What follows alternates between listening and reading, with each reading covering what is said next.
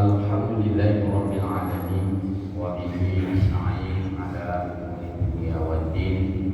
Asyhadu an la ilaha illallah al-malikul haqqul mubin wa asyhadu anna Muhammadan abduhu wa rasuluhu shadiqul wa'dil amin.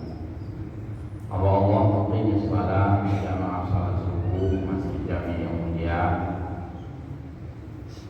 Tidak hentinya kita memuji Allah Azza wa Jalla, Subuh Kudus, Allah yang maha suci, maha steril, dan Allah yang tidak memiliki kesamaan dengan apapun juga.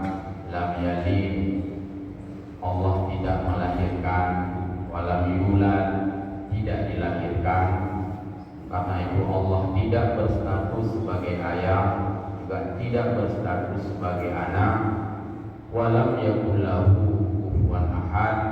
dan tidak ada apapun yang sekufu, yang sekafaah, yang sama, yang setamsil dengan kebesarannya. Pada Rasulullah sallallahu alaihi wasallam senantiasa kita berselawat dan juga menyampaikan salam juga kepada keluarga, al dan ashabnya sekalian. Beliau sepanjang hidup dan pasca beliau kembali ke hadirat Allah Subhanahu wa taala, kondisinya sama-sama memberikan kita nasihat. Baik nasihat beliau semasa hidup yang disampaikan langsung melalui lisan beliau yang mulia, didengar oleh sahabat-sahabatnya, diteruskan kepada orang-orang setelahnya, maupun nasihat beliau sama aktifnya setelah beliau kembali ke hadirat Allah Subhanahu wa taala melalui hadis-hadis yang telah ditulis, yang telah dibukukan oleh para ulama-ulama muhaddisin, dan kita berhutang budi yang tiada tara kepada para penulis-penulis yang telah meneruskan, memancar luaskan, mengekspresikan, mengeksploitasikan ilmu-ilmu mereka hingga hari ini dihidangkan di dalam berbagai kitab-kitab literasi agama. Kalau kita ingin memahami Al-Quran, kita berhutang budi kepada ulama-ulama yang telah menafsirkan ayat-ayat Al-Quran, sebab dipastikan kita tidak akan memahami isi dan kandungan Al-Quran secara memadai tanpa memahami dibalik daripada maksud ayat-ayat Al-Quran yang Allah turunkan. Karena itulah mufassirin tidak semudah itu dalam hal menulis, tapi memiliki modal pengetahuan, mengetahui asbabun nuzul, sebab-sebab turunnya ayat tersebut, background, latar belakangnya itu apa, sehingga diambil satu kesimpulan dari sebuah asbabun nuzul itu untuk memudahkan kita memahami. Kemudian Al-Quran juga ditafsirkan dengan menggunakan kaidah-kaidah bahasa Arab. Di sana ada ilmu nahwu yang tak mudah itu nahwu litanya. Karena untuk mengetahui pola bahasa, perubahan-perubahan kata yang dalam bahasa Inggrisnya disebut tenses, perubahan satu kata kepada kata yang lain. Di sana menggunakan ilmu saraf, karena Al-Quran dibaca, ada yang kita baca sakatnya ke atas, fathah, ada yang kasrah ke bawah dan sebagainya. Maka di sana ada ilmu saraf. Al-Quran menggunakan hukum-hukum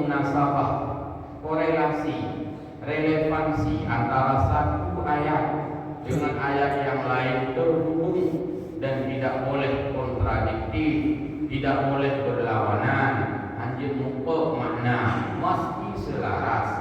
Sungguh luar biasa pengetahuan para ulama mufassirin dalam hal memberikan penjelasan, membantu kita karena kita hidup di zaman yang jauh dengan masa Al-Quran diturunkan.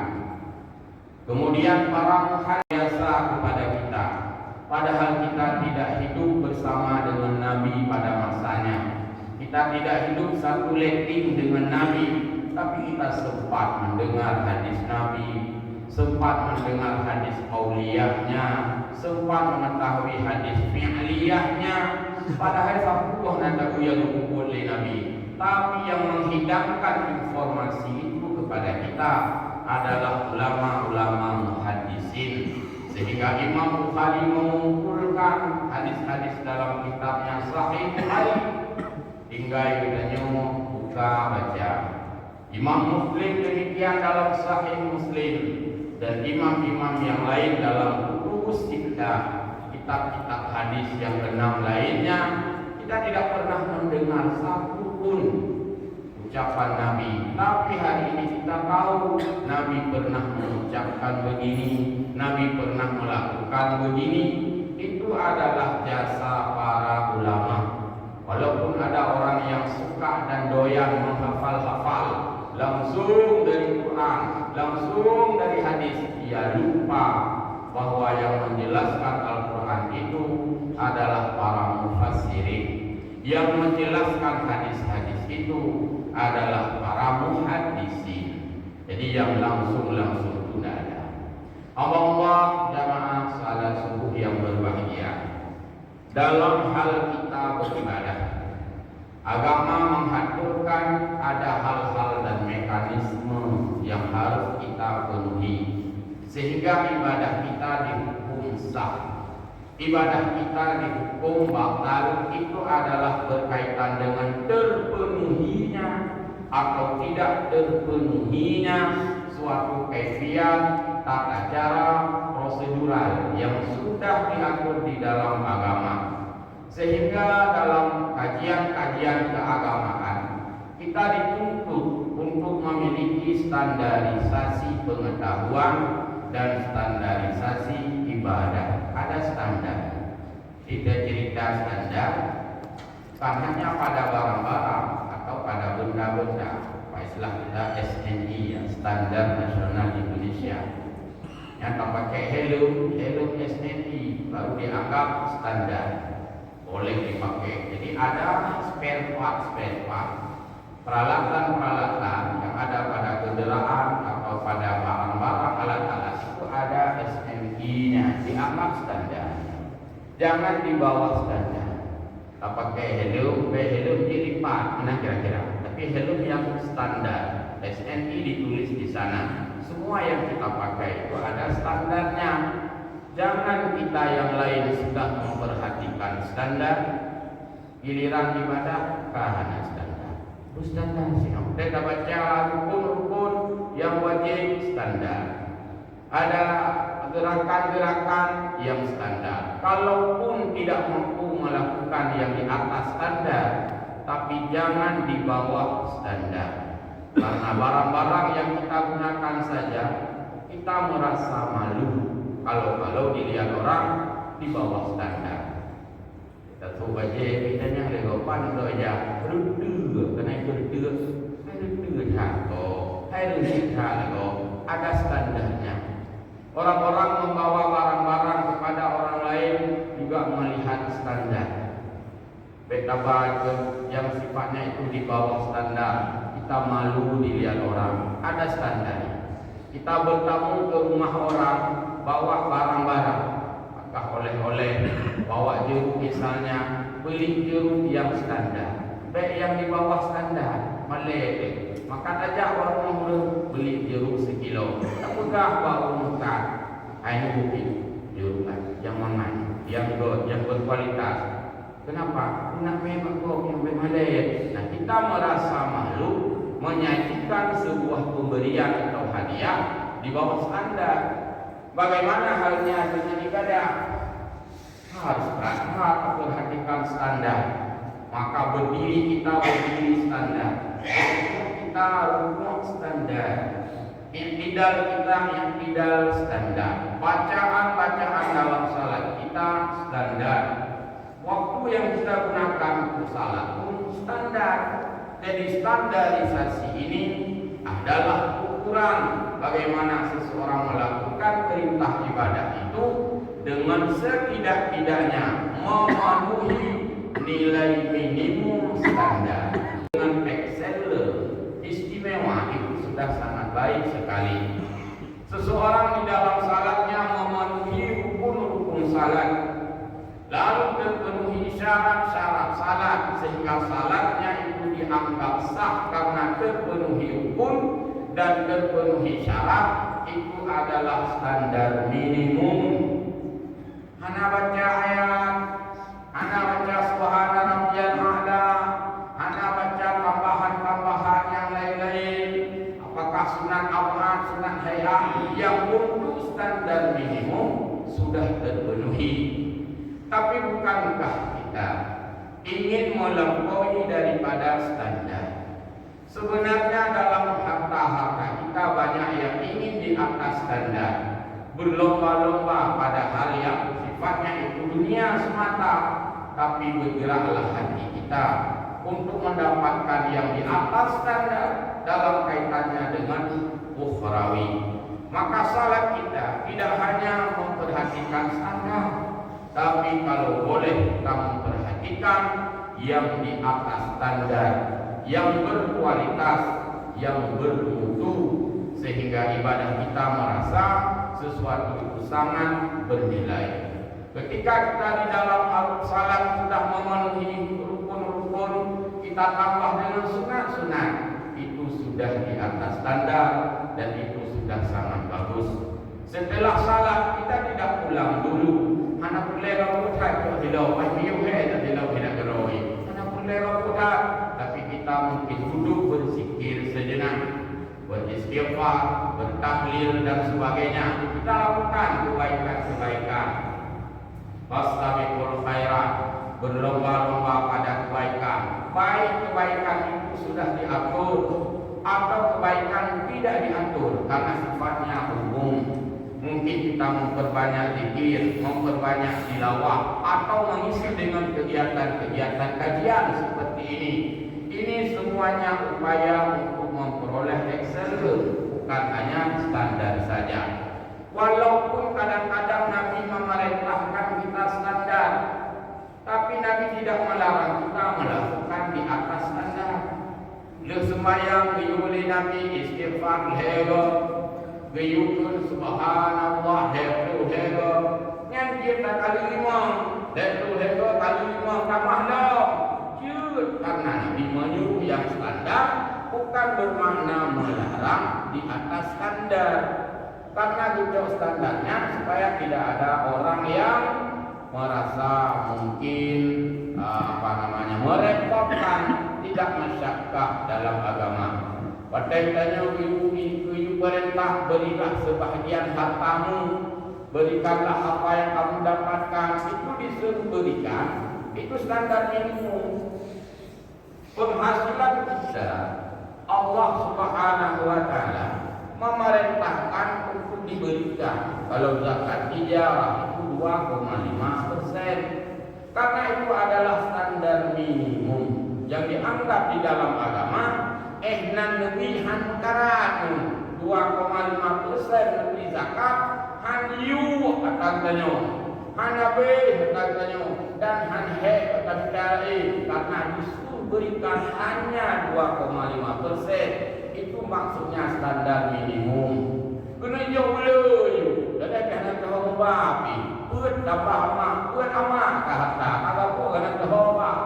Karena dalam dem dia nak urus gabu hana harta. Nah yang gabu hana mohaba. Kan 2,5 tiganya. Pertama le dulu. Karena itu ada hadis, saya ulangi, ada ayat Al-Quran yang menyebutkan bahwa kita boleh melakukan di atas standar minimum. Coba dilihat yang sering saya sampaikan juga dalam Al-Quran, ketika Allah Subhanahu wa Ta'ala memberikan jalan keluar bagi orang-orang yang tidak mampu puasa karena sangat tua, karena sakit yang berkepanjangan secara adat dan medis tidak mungkin lagi diharapkan sembuhnya kecuali hanya tinggal mendoa perhukuman keji tersebut. Tapi hanya secara adat, maka dia tidak mungkin puasa. Disebut dengan orang-orang alladzina yutiqunahu fidyatun ta'amu miskin. Fidyah itu sudah ada standar minimum. Ya, kita anggap saja kata simpul 5 kilo itu adalah standar minimum. Bagaimana kalau kita ingin memberikan lebih banyak dari itu? Tinggal baca ayat ke depannya, yaitu wa 'alal ladzina yutiqunahu fidyatun ta'amu miskin faman tatawwa'a khairan. Kalau dia mau memberikan lebih dari yang disuruh tadi 1 mun, takkan di 5 kilo lah. Lalu dia ingin memberikan banyak, faman tatawwa'a khairan. Kalau dia ingin memberikan di atas perintah itu, maka dia itu lebih baik. 1 mun tadi adalah standar minimum, sedangkan di atasnya adalah lebih. Contoh lain, apabila kita berakikah, dalam syariat akikah menyonya nino sunat tasya kami apa, menyona nakam sunat tasya kami itu apa, nyokon apa ubi kami lahir nakam apa betul lah apa belum sahayu nah paman tatawwa khairan. Karena yang disampaikan adalah standar minimum, sedangkan maksimum lebih bagus, lebih banyak, tapi tidak berlaku pada ibadah-ibadah yang sudah dibatasi nominalnya. Cuma lihat, mungkin utama Allah ya Allah 2 rakaat saja, tidak bisa, karena itu standar yang sudah dibuat kerangka. Nyan haji ini. Jadi di mana pada tempat yang tidak boleh dikurangi, itu juga tidak boleh untuk ditambahkan. Jadi tidak salah dalam kita menerjemahkan makna berbuat ibadah dengan banyak, sehingga nanti kita kadang-kadang menuding bicara dengan Nabi, kagak tuli Nabi dia, Nabi sudah mengaturnya, tapi ada ruang-ruang yang Al-Quran sendiri memberikan jelas, memperbanyak. Contohnya tadi adalah fidyah, disuruh beri 1 mun, tapi langsung Allah sendiri yang bilang faman tatawwa'a, mau kasih lebih khairan, itu jauh juga lebih bagus. Jadi standar ini adalah ukuran minimum. Kalau saja kita dulu masa kuliah atau masa-masa di pesantren, kadang anak kanduri kita sering membeli Indomie, masak Indomie, blow Indomie itu, yang penting teknik cara buat Indomie. Betul apakah Indomie don juga anak sah, Indomie don juga sah. Ada orang yang ambil Indomie, langsung ujo Indominya tuh itu bagaimana baju juga sah baju Indominya.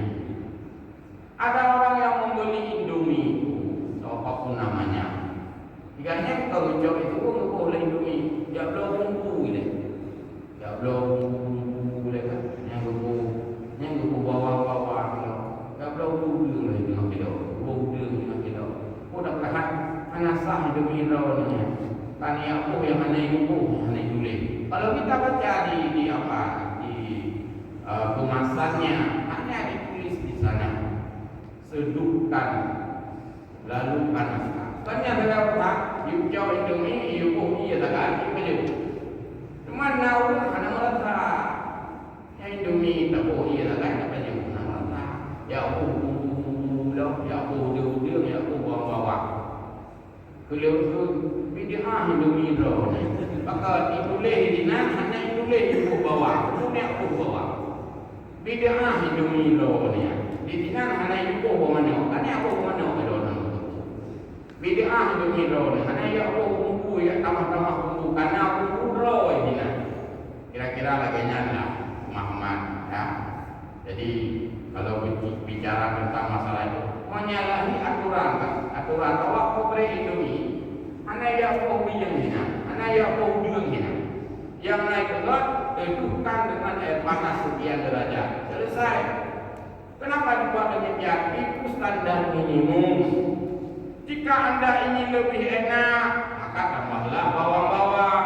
Jika Anda ingin lebih enak, tambahlah kecap, tambahlah macam-macam.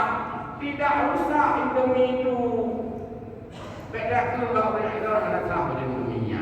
Begitulah ibadah kita. Artinya Nabi memerintahkan ibadah kita ibadah standar. Pada saat ada jelas kita bisa memperbanyak kebaikan, tambahlah kebaikan itu. Lihat itu Nabi hebatun istighfar heba. Bukan berarti tidak boleh tambah 5. Astagfirullahaladzim, astagfirullahaladzim, astagfirullahaladzim, astagfirullah. Beda untuk juga beda. Lanjut standarnya 3, mau ditambah 5, tambah 7 itu jadinya adalah bagus, bahkan itu lebih banyak pada kebaikan. Apa Allah yang berbahagia standarisasi ini kita menghindari agar ibadah kita berada di bawah standar. Karena hal-hal yang lain kita sangat memperhatikan kualitas, tapi dalam hal ibadah juga jangan melupakan segmen atau aspek kualitatif, karena Allah Subhanahu wa taala tidak hanya melihat ibadah kita dari nominal, dari angka dan kuantitatif, tapi juga dari nilai-nilai ibadah salat yang kita lakukan, juga ibadah-ibadah yang lain. Semoga paling kurang adalah standar. Di atas daripada itu, sekiranya kita bisa dan mampu mengharapkan diberikan pahala yang excellent di atas standar, karena disuruh standar supaya berlaku umum semua. Guru-guru hadis karena standar, contohnya adalah Allah Subhanahu wa taala, Rasulnya di dalam memerintahkan syariat kita salat berjamaah disuruh perhatikan standar. Perhatikan standar. Imam tidak baca sangat panjang. Kenapa? Karena di antara kita bervariasi kondisi dan ketahanan berjamaah. Orang kadang-kadang jamaahnya semangat, kendalanya itu break, maka di stay supaya standar. Kita kepingin sekali berjamaah, tapi kita juga butuh waktu setelah itu ada kegiatan lain yang mendesak, maka disuruh juga ada imam. Kita kepingin sekali salat berjamaah, tapi oleh kita kadang-kadang keadaan kita sakit, disuruh setel juga ada imam, maka berlakulah standar. Standar adalah pertimbangan agar suatu ibadah itu berlangsung dengan nyaman, sehingga imamlah yang bisa mengendalikan itu. Itu tadi karena ramai galak, yang kita edarkan aku aku galak baca panjang, pasti kita bervariasi. Itu udah penuh, udah baca. Kalau dia banyak, tapi mana ramai Allah, ambillah yang standar. Maka dibaca daripada pagi Jumat surah As-Sajdah itu dianggap standar, apalagi pada subuh Jumat, karena ada hadis Nabi Shallallahu Alaihi Wasallam bahwa beliau membaca pada subuh Jumat itu Alif Lam Mim Tanzilun min Rabbil Alamin, maksudnya adalah surat As-Sajdah.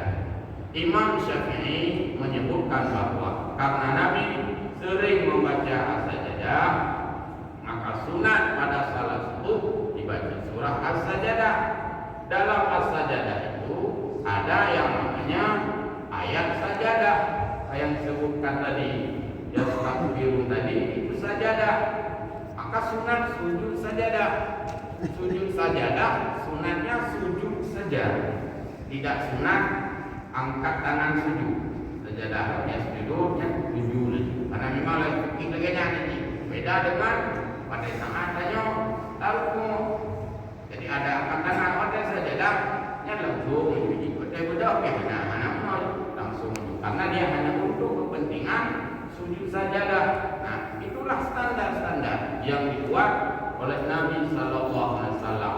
Dalam mazhab yang lain, karena Nabi bukan setiap saat membaca surah itu. Ada dalam hadis surah Al-Munafiqun. Nanti ditemukan lagi juga dibaca sampai Isma Rabbikal A'la. Maka dalam mazhab yang bukan Syafi'i menyebutkan tidak mesti juga setiap salat Jumat, salat subuh Jumat tidak mesti juga dengan membaca surah As-Sajdah. Nah, jadi di anak Tunku Romi, anak Tunku Ali, oleh minum Fitra, ada imam-imam lain yang mungkin tidak bisa hafal. Yang baik sampai berumuman. Berhubung imam yang bisa hafal surah As-Sajdah berhalangan, maka mari sama-sama subuh ini kita berhalangan salat semua. Baik sampai gara-gara hanya yang punya hafal surah As-Sajdah, anak saudara imam sampai itu hafal surah As-Sajdah. Mulwallah kita pun. Cuman bagusnya jika itu bisa dihafal seperti kita di sini, dipraktekkan, diamalkan. Tapi saat mereka ini berhalangan, hanya deh cuma yang mampu. Bukan undang-undang tertentu, ada 5 undang-undang. Jadi sebuah maka karena itu diapa saja. Jadi bangunan pemahaman. Karena itu salah satu dari sunat yang bisa dilakukan.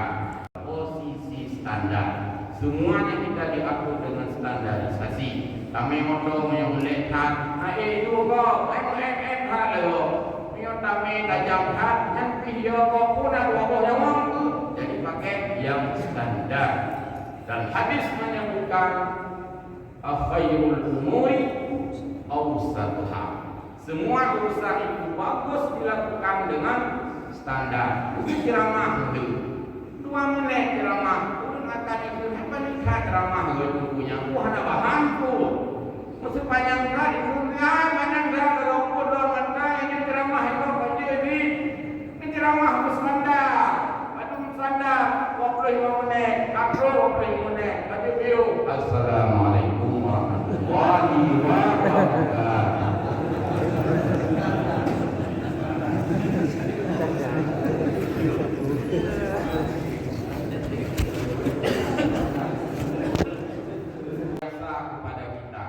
Padahal kita tidak hidup bersama dengan Nabi pada masanya.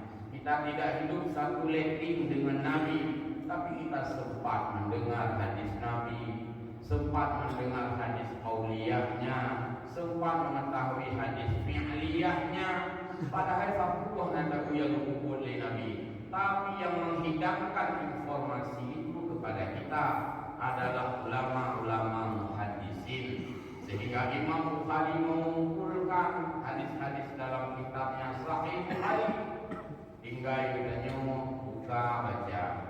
Imam Muslim demikian dalam Sahih Muslim dan imam-imam yang lain dalam kutubus kitab-kitab hadis yang 6 lainnya. Kita tidak pernah mendengar satu pun ucapan Nabi. Tapi hari ini kita tahu Nabi pernah mengucapkan begini, Nabi pernah melakukan begini. Itu adalah jasa para ulama. Walaupun ada orang yang suka dan doyan menghafal-hafal langsung dari Quran, langsung dari hadis, dia lupa bahwa yang menjelaskan Al-Quran itu adalah para mufassirin. Yang menjelaskan hadis-hadis itu adalah para muhaddisin. Jadi yang langsung tidak ada. Allah jamaah salat subuh yang berbahagia. Dalam hal kita beribadah, agama mengaturkan ada hal-hal dan mekanisme yang harus kita penuhi sehingga ibadah kita dihukum sah. Ibadah kita dihukum batal itu adalah berkaitan dengan terpenuhinya atau tidak terpenuhinya suatu kaifiat, tata cara, prosedural yang sudah diatur di dalam agama. Sehingga dalam kajian-kajian keagamaan kita dituntut untuk memiliki standarisasi pengetahuan dan standarisasi ibadah. Ada standar. Kita cerita standar standarnya pada barang-barang atau pada benda-benda. istilah kita SNI ya, Standar Nasional Indonesia. Yang tak pakai helm SNI baru dianggap standar, boleh dipakai. Jadi ada spare part, peralatan yang ada pada kendaraan atau pada barang-barang alat-alat itu ada SNI-nya, dianggap standar. Jangan di bawah standar. Tak pakai helm dilipat, mana kira-kira? Tapi helm yang standar, SNI ditulis di sana. Semua yang kita pakai itu ada standarnya. Jangan kita yang lain sudah memperhatikan standar, giliran ibadah karena standar. Standar siapa? Kita baca rukun-rukun yang wajib standar. Ada gerakan-gerakan yang standar. Kalaupun tidak mampu melakukan yang di atas standar, tapi jangan di bawah standar. Karena barang-barang yang kita gunakan saja kita merasa malu kalau dilihat orang di bawah standar. Kita tu baca kita yang legopan tu aja berdua kena berdua jatuh ada standarnya. Orang-orang membawa barang-barang kepada orang lain juga melihat standar. Betapa yang sifatnya itu di bawah standar, kita malu dilihat orang, ada standar. Kita bertamu ke rumah orang, bawa barang-barang, maka oleh-oleh, bawa jeruk misalnya, beli jeruk yang standar. Baik yang di bawah standar, malai. Makan aja baru beli jeruk sekilo. Tak pegang baru makan. Ini bukit jeruk yang aman, yang berkualitas. Kenapa? Nak memang kau yang bermalai. Nah, kita merasa malu menyajikan sebuah pemberian atau hadiah di bawah standar. Bagaimana halnya dengan ibadah? Harus perhatikan standar. Maka berdiri standar. Kita rukuk standar. Iktidal kita standar. Bacaan dalam salat kita standar. Waktu yang kita gunakan untuk salat pun standar. Jadi standarisasi ini adalah ukuran bagaimana seseorang melakukan perintah ibadah itu dengan setidak-tidaknya memenuhi nilai minimum standar. Alhamdulillahirabbil alamin wa bihi nasta'in ala umuri dunya waddin. Asyhadu an la ilaha illallah al-malikul haqqul mubin wa asyhadu anna Muhammadan abduhu wa rasuluhu shadiqul wa'dil amin. Allah muqim salat jamaah salat subuh Masjid Jami yang mulia. Tidak hentinya kita memuji Allah Azza wa Jalla, subuh Roh Kudus, Allah yang maha suci, maha steril, dan Allah yang tidak memiliki kesamaan dengan apapun juga. Lam yalid, Allah tidak melahirkan, walam yulad, tidak dilahirkan. Karena itu Allah tidak berstatus sebagai ayah, juga tidak berstatus sebagai anak.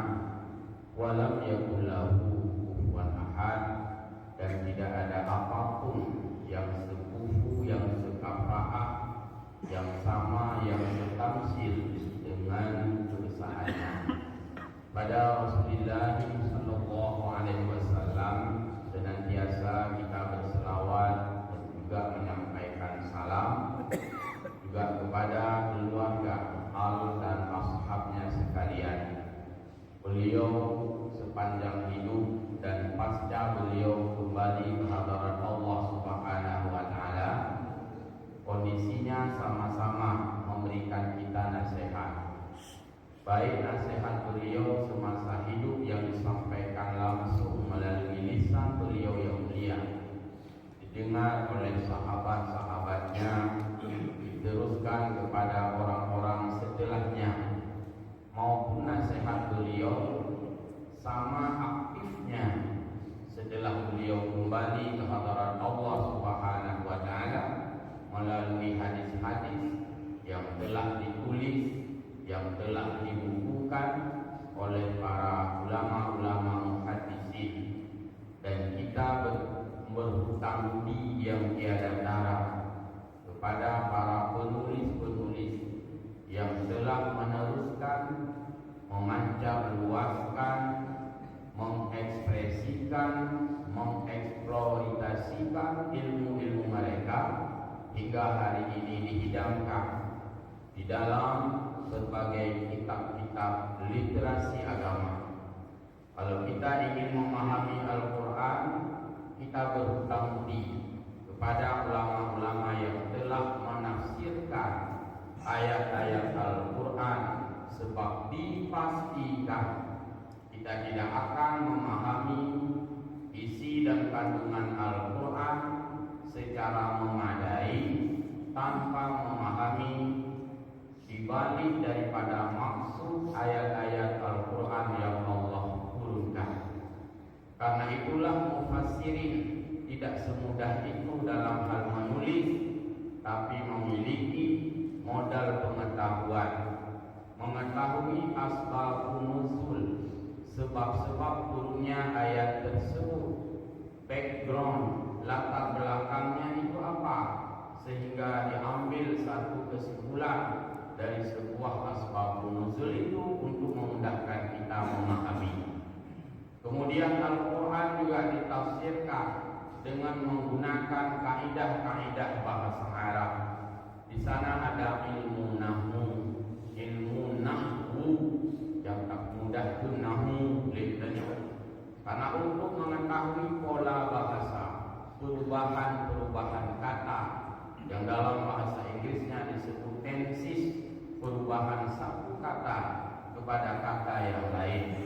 Di sana menggunakan ilmu saraf, karena Al-Quran dibaca, ada yang kita baca sakatnya ke atas fathah, ada yang kasrah ke bawah dan sebagainya. Maka di sana ada ilmu saraf.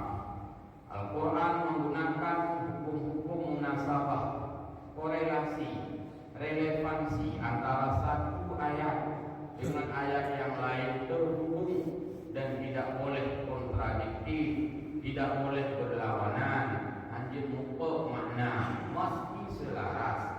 Sungguh luar biasa pengetahuan para ulama mufassirin dalam hal memberikan penjelasan, membantu kita, karena kita hidup di zaman yang jauh dengan masa Al-Quran diturunkan. Kemudian para